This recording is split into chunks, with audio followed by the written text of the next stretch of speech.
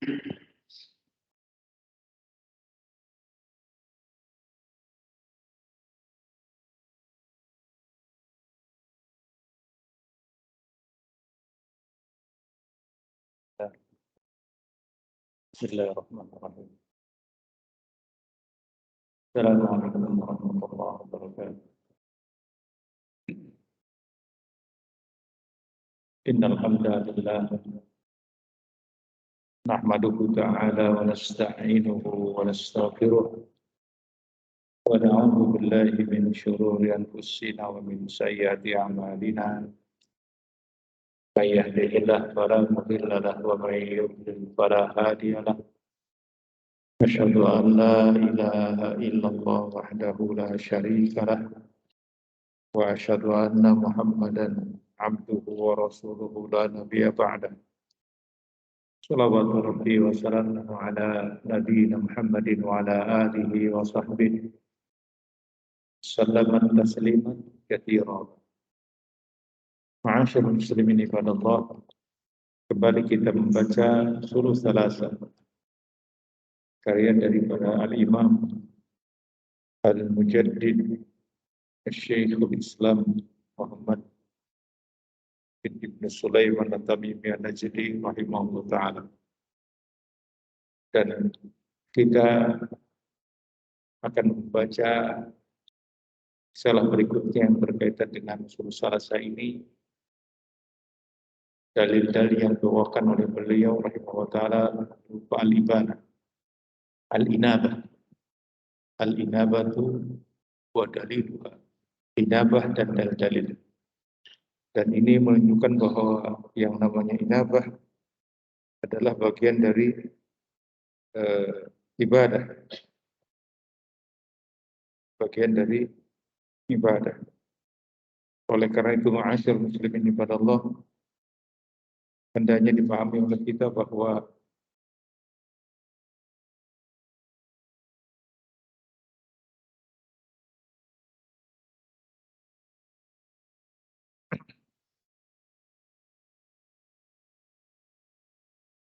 ibadah yang dimaksudkan oleh beliau adalah hal-hal yang berkaitan dengan perkara-perkara yang prinsip.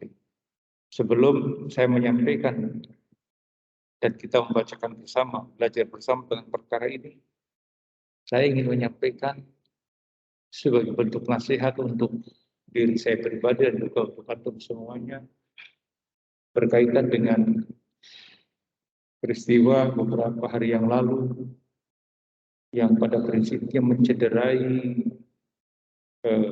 dari agama kita ini. Karena ada orang yang melakukan mengatasnamakan jihad fisabilillah, tapi kemudian memberikan rasa takut dan tidak ada rasa aman dari manusia, sehingga jelas ini mencoreng dari agama kita. Jeleknya adalah ketika mereka mengatasnamakan jihad,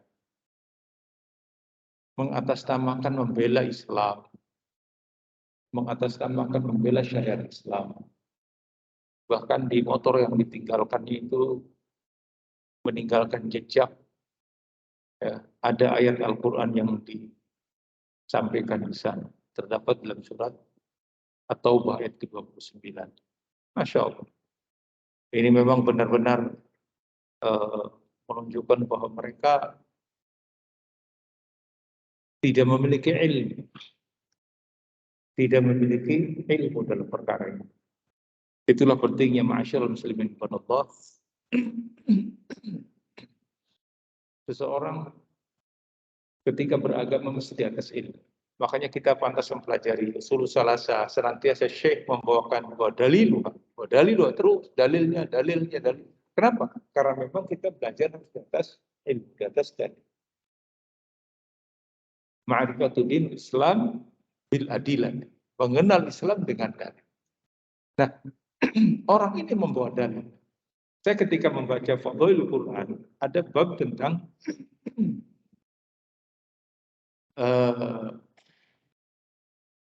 yakni seseorang berhujah dengan Al-Quran, tapi padanya tidak sesuai dengan hujah.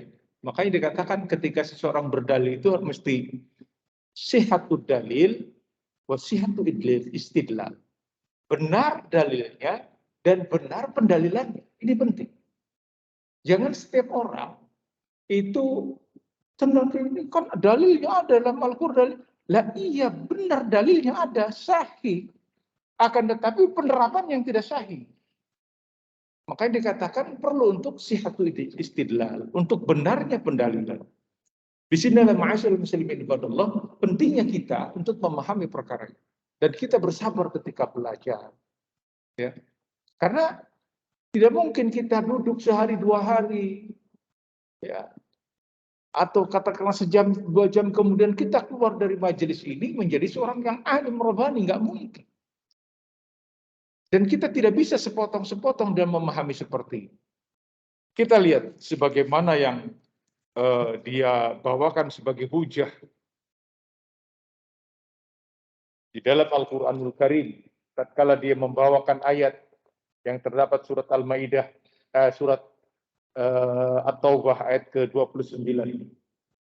Sini Allah berfirman, A'udzubillahi minasyaitonirrajim. Qatilul ladzina la yu'minuna billahi wala bil yaumil akhir wala yuharrimuna ma haramallahu wa rasuluhu wala yadinuna dinal haqqi minal ladzina utul kitab hatta yu'tunal jizya an yadin wa hum saghirun.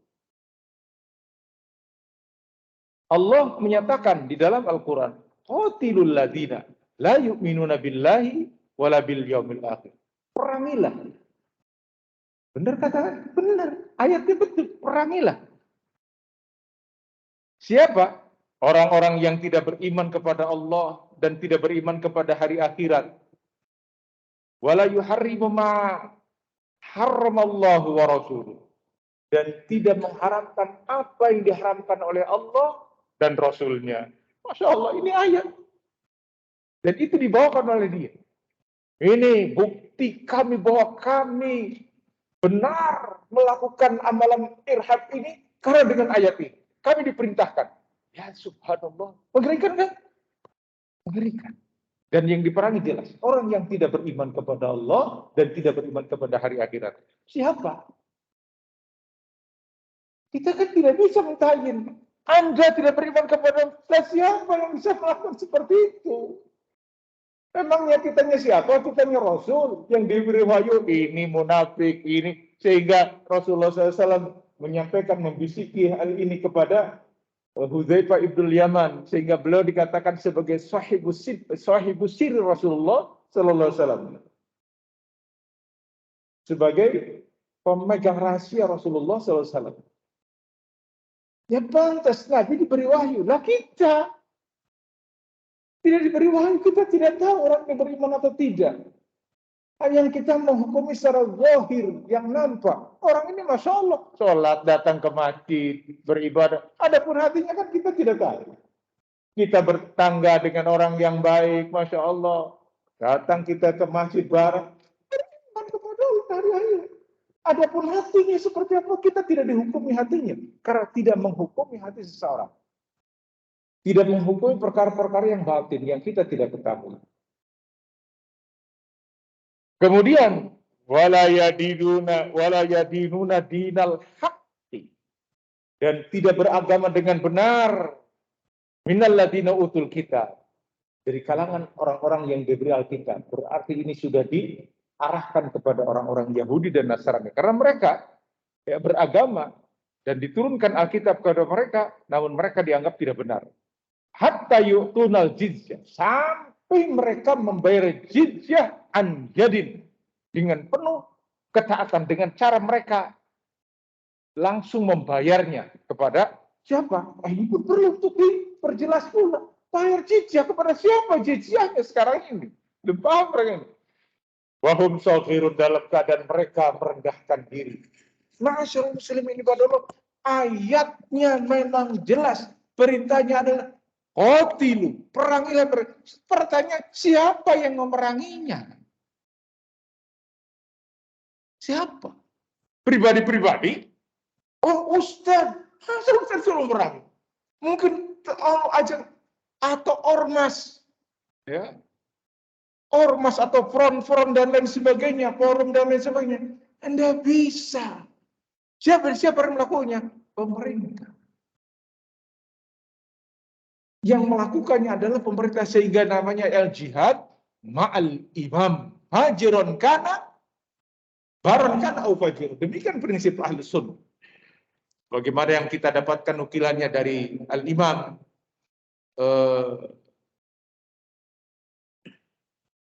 ini tidak Tahawi, Imam Tahawi seperti itu. Al-Imam As-Sobuni pun demikian.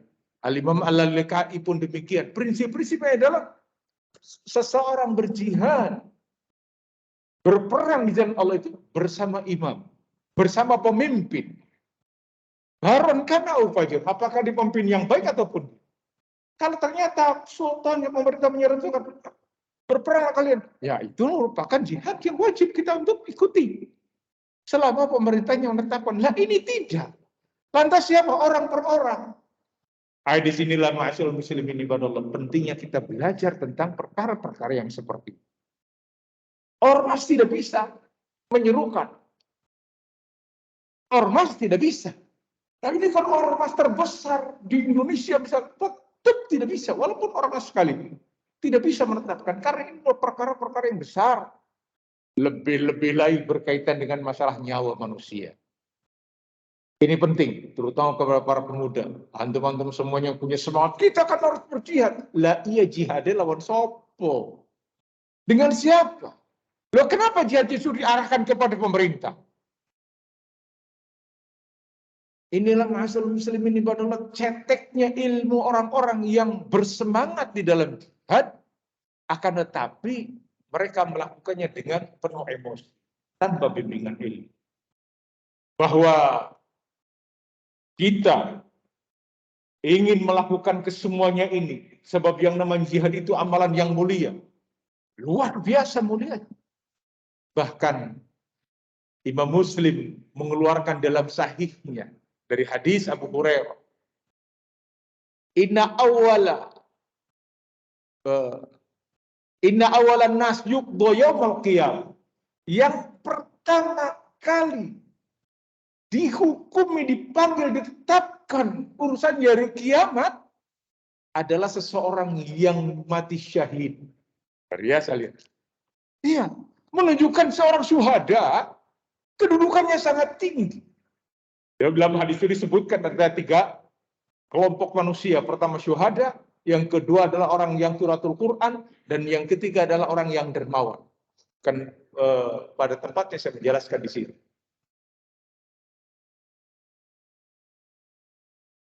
Syahidnya adalah yang bisa kita nukilkan adalah seorang syuhada. Besar, tinggi kedudukannya. Akan tetapi ketika salah di dalam melakukannya, naudzubillah, mengerikan. Di hadis itu disebutkan ketika ditanyakan, apa yang kau perbuat? Saya telah berjihad di jalan Allah ya Rabb. Kata Allah Subhanahu wa taala, kadzabta, engkau dusta. Engkau berjihad di jalan Allah bukan untuk membela jalanku, tapi ingin dikatakan sebagai seorang jari faqad qila. Engkau hanya ingin dikatakan sebagai seorang pemberani, heroik. Bukan kaleng-kaleng ini, saya seorang yang tokoh yang menyerukan kepada jihad. Ujung-ujungnya niatannya untuk seperti itu. Ingin dikenal sebagai orang yang pemberani. Dulu begitu. Ada orang yang melakukan seperti itu. Yang dia bela bukan agama ini, tapi yang dia bela adalah kehormatan dirinya, kehormatan kaumnya, ya, kehormatan kampungnya. Kalau sekarang makanya kenapa terjadi perang antar desa? Kehormatan desa kita kalah, ya anda bisa lah. Kita harus tampil. Akhirnya apa? Perang antar desa. Karena ego masing-masing. Banyak terjadi. Apalagi di sekitar kita, di wilayah kita seperti ini. Yang gampang meletup. Kembali kepada masalah yang sedang kita sampaikan, ma'asyiral muslimin, hendaknya dipahami oleh kita. Hendaknya dipahami oleh kita bahwa berjihad tidak sebagaimana yang digampangkan oleh mereka. Lebih-lebih lagi yang dibidik adalah pemerintah. Sekarang sudah ketahuan tujuannya seperti apa. Yang dibidik, yang dijadikan sasaran itu adalah yakni kepolisian, markas-markas kepolisian, dan kita punya jejak rekam di tempat kita ini, yakni di Cirebon ini pernah kejadian ya kan, Mapolres tadi bom, bahkan beberapa orang terluka, bahkan ada yang meninggal. Ini mengerikan sekali, dan itu semuanya adalah akibat dari mereka-mereka yang melakukan amalia-amalia seperti tanpa bimbingan ilmu. Nah, berperang, ya ada perintahnya dalam Al-Quran. Tidak akan hapus. Tidak akan dihapus ayat ini. Tidak dimansuh. Ada. Sampai hari kiamat pun ada. Ini yang membuat Amerika dan negara-negara barat itu merasa ini Al-Quran harus ditafsir ulang. Ya, dan memanfaatkan para yakni intelektual Islam dari kalangan jaringan Islam liberal. Ayat ini sudah tidak relevan. Kenapa? Di situ ayat di sana mengandung radikalisme. Mengandung radikalisme. Yang ini ifrat, yang ini tafrid. Yang ini berlebih-lebihan dan ini berkurang-kurangan. Yang ini berlebih-lebihan, ayat ini harus segera diterapkan. Sedangkan yang ini menyatakan ayat Al-Quran ini sudah tidak relevan. Ifrat dan tafrid. Kalau kita, kaum muslimin, orang yang belajar tentang agama ini, nah, ayat ini butuh penerapan dengan benar. Siapa yang melakukannya, siapa yang mengamalkannya, dalam kondisi seperti apa? Ada. Kemudian kepada mereka yang menolak dengan ayat ini, sebagaimana pesanan dari luar sana agar ayat-ayat yang berkaitan dengan jihad itu jangan ditampilkan bila perlu untuk dihapus. Maka demi Allah, ayat ini tidak akan bisa dihapus. Terus akan ada hingga yaumil qiyamah tentang jihad fisabilillah. Selama di situ ada perseteruan antara muslim dan kafir, antara orang-orang yang beriman dan dengan orang-orang kafir. Di situ masih ada bimbingan syaitan untuk menjauhkan manusia dari agama ini, maka tetap tampil jihad fisabilillah. Sungguh pun begitu, jihadnya, marotibnya pun beda-beda. Ya, tidak hanya berperang saja. Dan sungguh, yang nama jihad tetap akan ada, tapi tidak mesti di setiap tempat. Tidak mesti ada di setiap tempat. Misalkan apakah Indonesia ada jihad bisa jadi, tidak ada. Dalam artian berperang, tapi jihad dalam bentuk yang lain, menyebarkan ilmu, menegakkan ilmu, menyampaikan sunnah.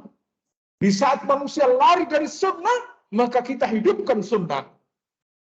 Di saat manusia tidak peduli kepada tauhid, maka kita mengajarkan tauhidullah, prinsip-prinsip tauhid di tengah-tengah umat. Apakah jihad bisa? Jihad fisabilillah. Walaupun kemudian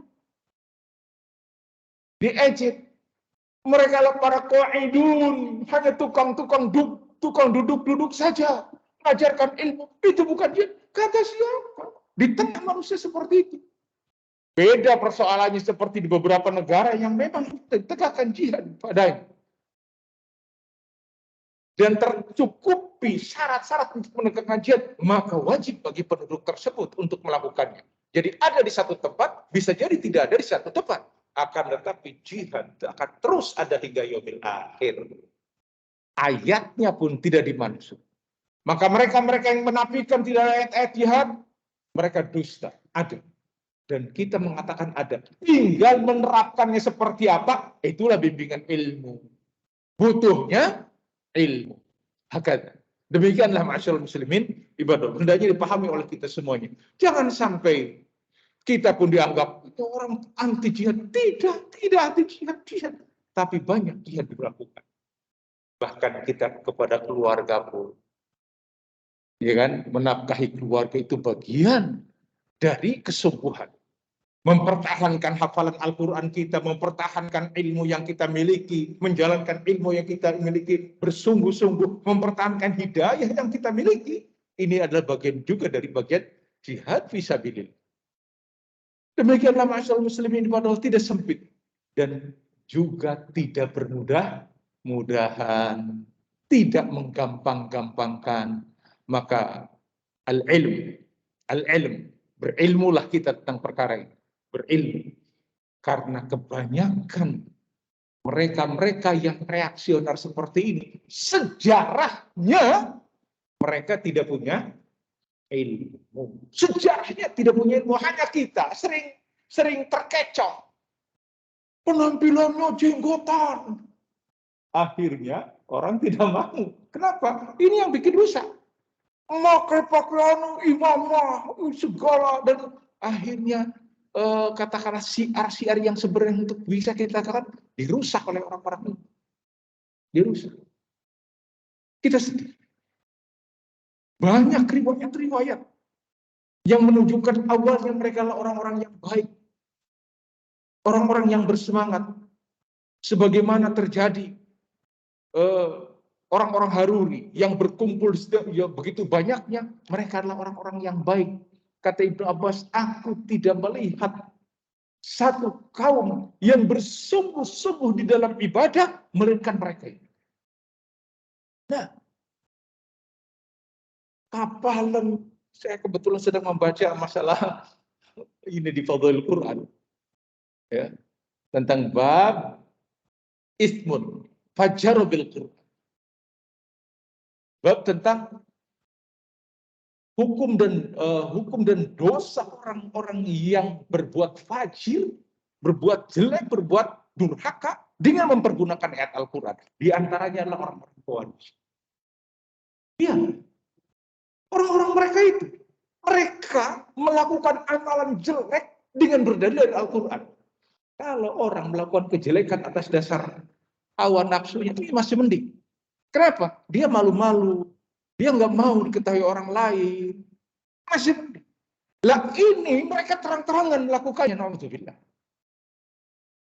Ma'asyal muslimin ibadah. Demikian mengerikan orang-orang Khawarij. Dan bahaya sekali bagi kaum muslimin. Sehingga yang membedakan negeri kita dengan beberapa negara di Middle East, di negara Timur Tengah, di sana mulai muncul pemikiran sudah dihukumi. Kalau di kita kan enggak, sampai mereka membuat aksi undang-undang di negara kita seperti itu. Baru mereka buat aksi, baru ya, dijerat. Kalau di beberapa negara termasuk di Saudi, pemikiran saja muncul, mereka menulis buku, udah. Atau mereka khutbah. Khutbahnya itu menyeru untuk menunjukkan kebencian, langsung dikerangkeng. Langsung dihukumi. Dan para ulama berbicara, jangan hadiri majelisnya orang ini. Jangan dibaca buku-bukunya. Maka tokoh-tokoh rujukannya seperti Sayyid Qutb, buku-bukunya dilarang oleh pemerintah Saudi. Oh, di kita masih bertebaran. Di emper-emperan kita bisa membeli. Ya, kalau di sana nah, seperti ini langsung bukunya dirazia seperti zaman PKI. Harusnya seperti itu. Buku-buku yang berkaitan dengan masalah komunisme langsung dirazia. Benar itu. Benar. Tapi kenapa kepada ini tidak? Justru ini yang membahayakan. Curiga. Jangan-jangan kontrak intelijen dari pihak-pihak tertentu. Terutama orang-orang yang di luar Islam ingin menjadikan umat Islam itu yakni berpecah belah. Saling mencurigai, saling menuduh. Begitulah yang terjadi. Masyaallah muslimin ibadallah. Inilah pencegahannya.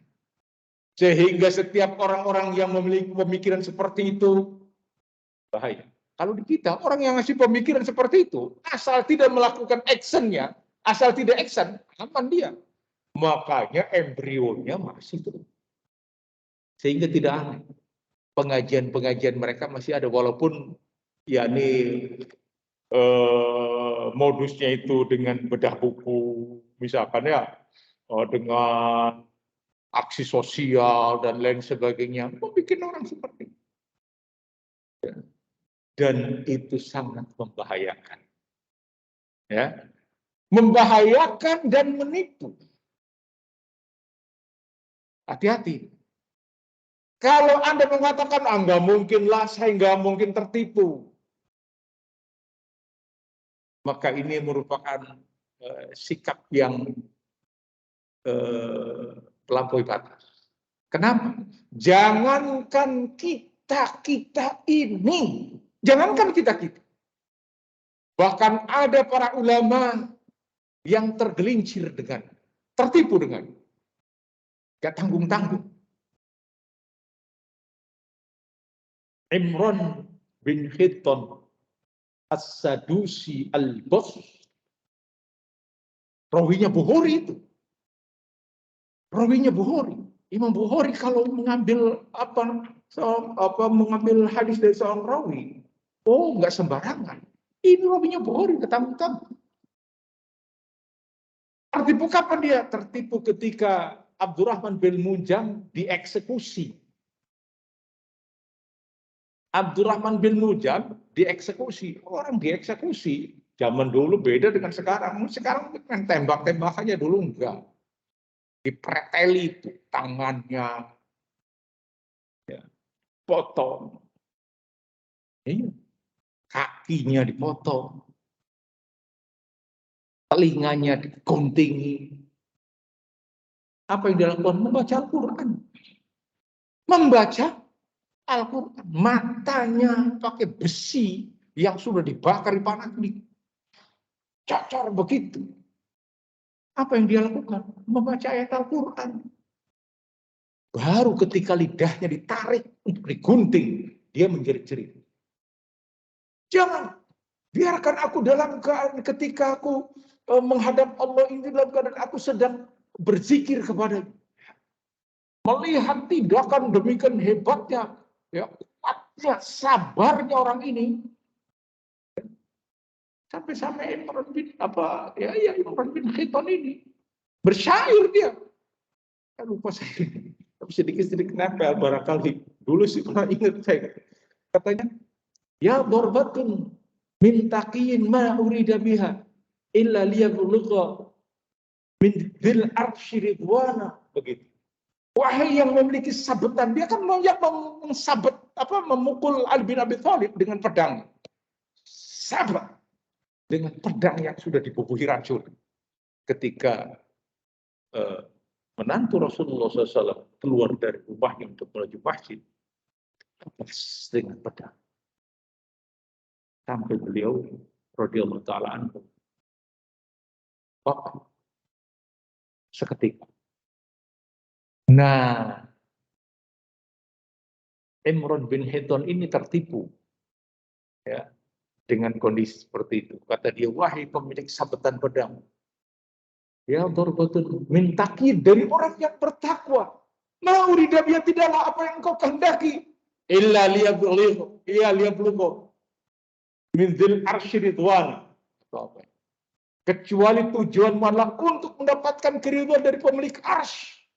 Bayangkan, membunuh sahabat, membunuh penghuni surga, menantu Rasul, dianggapnya itu adalah menginginkan ridho dari Allah Rabbul Alamin, pemilik arsy. Kalau setingkat Imran bin Hittan itu saja masih tertipu, masih terkecoh, ya kita lebih-lebih lagi ketika ditampilkan wawancara di TV dengan berapi-api. Siapa dulu si Imam Samudra? Wah, akhirnya banyak ini kita. Oh hebat, berarti dia itu ya sedang berjihad, sedang membela. Akhirnya Allah musta'an, banyak yang tertipu. Maka kita katakan tiga, kita tidak tertipu artikulasi mereka sebagus apapun, retorika mereka sehebat apapun, kita tidak akan pernah tertipu jika kita dibimbing dengan ilmu. Kita baca sejarah bagaimana orang-orang terdahulu sebelumnya.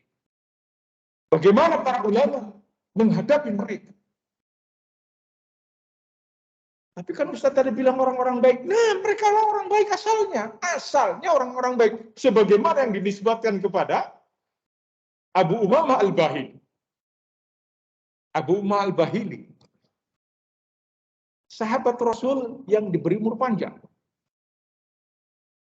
Sampai beliau radhiyallahu ta'ala anhu menyaksikan fenomena ini.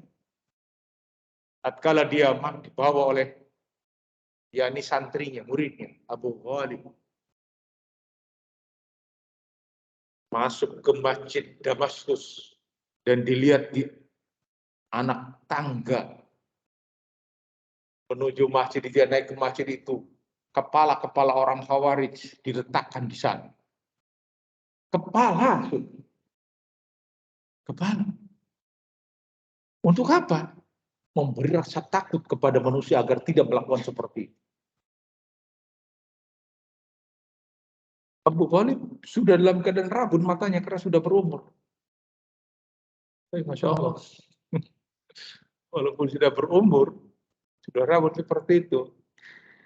Ketika menjelang wafatnya beliau ingin dikawinkan, dinikahkan. Aku tidak mau menghadap Allah dalam keadaan membujang, katanya. Itu pentingnya kita alhamdulillah berkeluarga. Ya, makanya jangan membujang nih kalau ada yang banyak bujangan nih.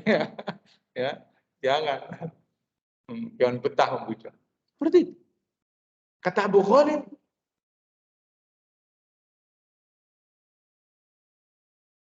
ketika mendapati kepala-kepala yang digeletakkan di tangga-tangga masjid. Kata beliau, kilabu jahannam. Dalam riwayatnya, kilabun nar. Seraya meneteskan air mata. Menangis. Sambil dengan ngomong begitu, kilabu jahannam.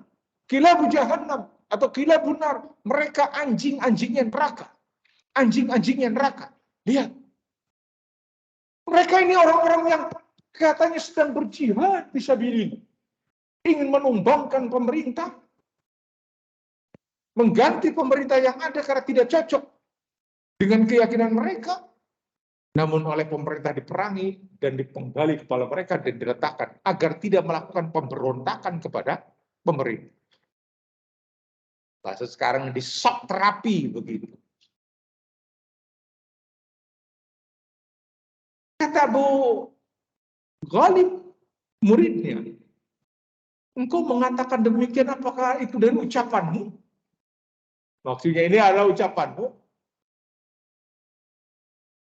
Maka kata beliau, idzan ana lajri. Jika demikian aku orang yang lancang.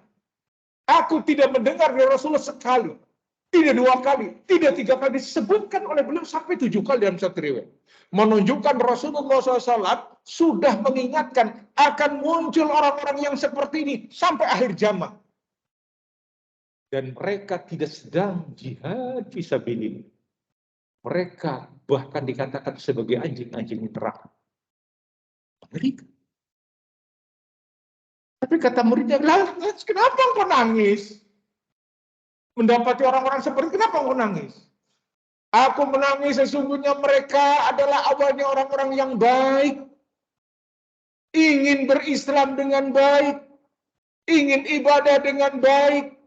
Ingin menjalankan sunnah dengan baik. Akan tetapi entah dengan cara apa syaitan menggiring mereka dengan cara seperti itu. Lihat. Makanya syaitan datang kepada kita dengan tampilan yang berbeda-beda. Datang kepada saya, datang kepada antum, dengan cara-cara yang berbeda. Kepada orang-orang yang sedang semangat untuk membela agama. Jangan diturunkan tensi. Harus begitu. Dan muncul teman-teman dekat. Makanya ma'asyarul muslimin kepada Allah, kalau Anda punya anak-anak yang sedang bersemangat, perhatikan siapa teman bergaulnya, siapa yang nyamper datang ke rumahnya, kemana mereka belajar, kemana mereka ngaji. Kalau mereka kepada ustaz-ustaz Ahlussunnah, alhamdulillah. Tapi belajar kepada orang-orang, mana belajar? Ngajinya di anu. Oh, saya juga nggak tahu, dibawa ke mobil, kemudian ditutup, nggak tahu sudah dimasuk, ada di ruangan banyak orang, pada nangis dan sebagainya.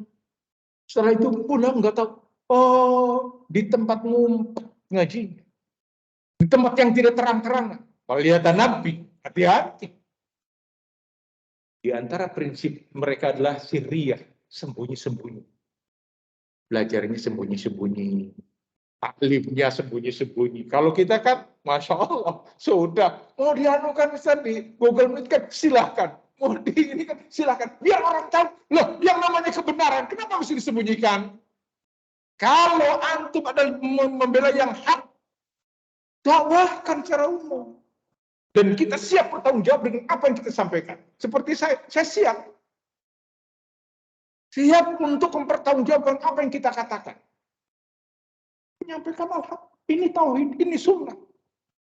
Jangan suka mensyirik-syirikan. Ya dasarnya kita tidak mentakyin. Kamu syirik kan tidak. Amalan ini tuh syirik. Pelakunya, ya itu urusan dia dengan Allah nanti. Kita hanya mengingatkan, kita tidak mentakyin, kita tidak menjustifikasi. Ya. Tidak. Sampaikan. Itulah ma'asyarul muslimin. Penting perkara ini diketahui oleh kita, oleh umat. Karena penyakit ini terus bermunculan.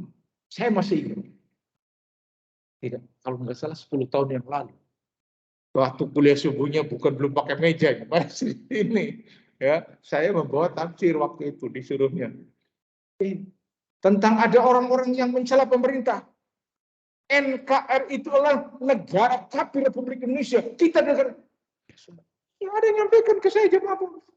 Tolong bahas masalah ini. Saya bahas. Ternyata betul. Ini lagi itikaf Ramadan 10 tahun yang lalu barangkali. Di masjid ini saya ingatkan kembali. Nah, alhamdulillah kita bersihkan dari anasir-anasir seperti itu. Dan tidak akan betah mereka-mereka yang taklim, yang ingin belajar dengan cara-cara seperti ini, belajar tentang tauhid, belajar tentang sunnah, gak akan betah. Karena mau kapan kita menguasai negara ini? Emang dakwah ini untuk menguasai negara apa?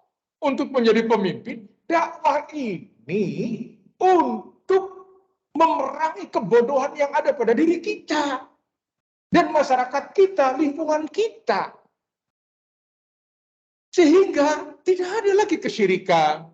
Tidak ada lagi perkara-perkara yang muhdatsatul umur yang begitu masif di tengah-tengah masyarakat kita. Maka kita redam dengan cara menyampaikan ilmu. Diterima? Wabihi wa ni'mah. Tidak? Ya tanggung jawab. Masing-masing. Itu tugas dai, yang penting menyampaikan. Dan tidak memaksakan, tidak mengiljam. Harus dengan saya. Kalau tidak, bukan. Loh, kok kayak gitu? Tidak. Dakwah tidak membutuhkan follower. Iya kan? Lah ya, bahaya kalau ada banyak follower, tanggung jawabnya. Ya, bahaya. Karena berikan sekali. Kita baru alladzina tubi'u minalladzina taba'u wara'ul adab wa taqatta'at bihimul asbab. Waduh. Ngeri. Kalau kita dikintili orang, makanya kita sampaikan ilmu. Sampaikan ini dalil, ini hujahnya. Mengamalkan dalil nasyar. Tidak, ya sudah. Tidak butuh pengikut. Karena kita mengikuti semua apa yang dibawakan oleh Nabi kita alaihissalam. Oleh Rasulullah. Berarti ikutan kita sama. Enggak usah ikut fulan wa ala. Ustaz ini saya diganduli. Enggak. Jangan, sangat berat sekali. Ya, sangat berat sekali. Inilah ma'asyarul muslimin di mana. Dakwah yang seperti ini nyaman, enak, tidak pusing. Itulah penting. Itulah pentingnya kita menyampaikan tauhid, menyampaikan sunnah di tengah-tengah kita. Kembali kepada pembahasan kita. Saya kira ini sebagai bentuk tanbih agar kita ini belajar dengan benar, ya, di atas thariqah yang benar, di atas manhaj yang benar, karena kita tidak tahu, ya, 5 atau 6 tahun yang akan datang seperti apa. Sekarang aja sudah demikian, ya. Maka berilmulah kita, bersabar dengan ilmu kita. Qala al-mu'allif rahimahullah ta'ala. Berkata al-Imam Muhammad At-Tamimi rahimahullah ta'ala, al-inabah wa dalilu. Al-inabah dan dalil. Wa dalilul inabah, dan dalilnya inabah adalah firman Allah Subhanahu wa taala, wa anibu ila rabbikum wa aslimu lah. Wa anibu ila rabbikum. Maka berinabah. Yang dimaksud dengan inabah di sini adalah sebagaimana dikatakan Asy-Syaikh, al-inabah ar-ruju', yaitu kembali. Kembali. Wa hiya bimakna at-taubah. Dan itu maknanya adalah taubah. Wa taubatu wal inabah bimakna wahid. Yang namanya taubat dengan inabah maknanya satu. Sama maknanya. Barangnya itu juga. Yang namanya inabah dan taubat seperti ini rujuk. Rujuk dari apa? Dari kesalahan menuju kepada kebenaran. Saya tadinya berbuat salah, maka dia berinabah. Maka dia bertobat, maknanya seperti itu. Sampai-sampai ada nama pondok, ya, pondok inabah. Terkenal sekali. Pondok katanya untuk narkoba, begitu. Ya, buat para penyintas narkoba, wallahu alam, benar tidak. Lakukan.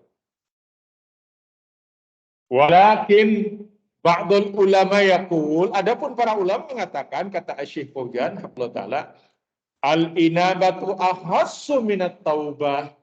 Yang namanya inabah itu lebih khusus dari taubat. Kalau taubat secara umum, kata taubat secara umum, lebih ditakkid, lebih ditekankan. Li'annaha taubatun ma'ikbali ilallah. Taubatun khasah. Karena yang namanya ibadah itu lebih ditekankan, maka taubatnya itu lebih secara khusus. Hanya dalam perkara ini.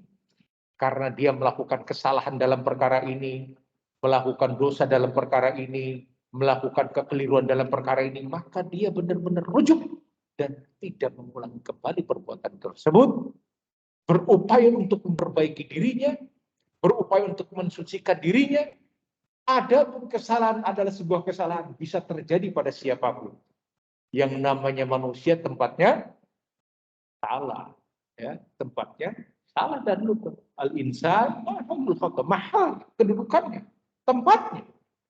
Ya, sehingga seseorang yang salah dan keliru, kemudian diantar kemudian dikejar terus, dan ini nggak benar. Diingatkan kamu salah begini. Akhirnya orang tersebut apa istilahnya insecure, kurang pede, dihantam terus. Nah ini kebanyakan ada yang seperti itu. Udah salah ya sudah, udah keliru ya sudah. Jangan kemudian berupaya untuk terus dipojokkan orang tersebut dengan kekeliruan kesalahan. Itu tidak demikian. Karena apa? Allah Ghafur Rahim. Allah memberikan ruang untuk hambanya.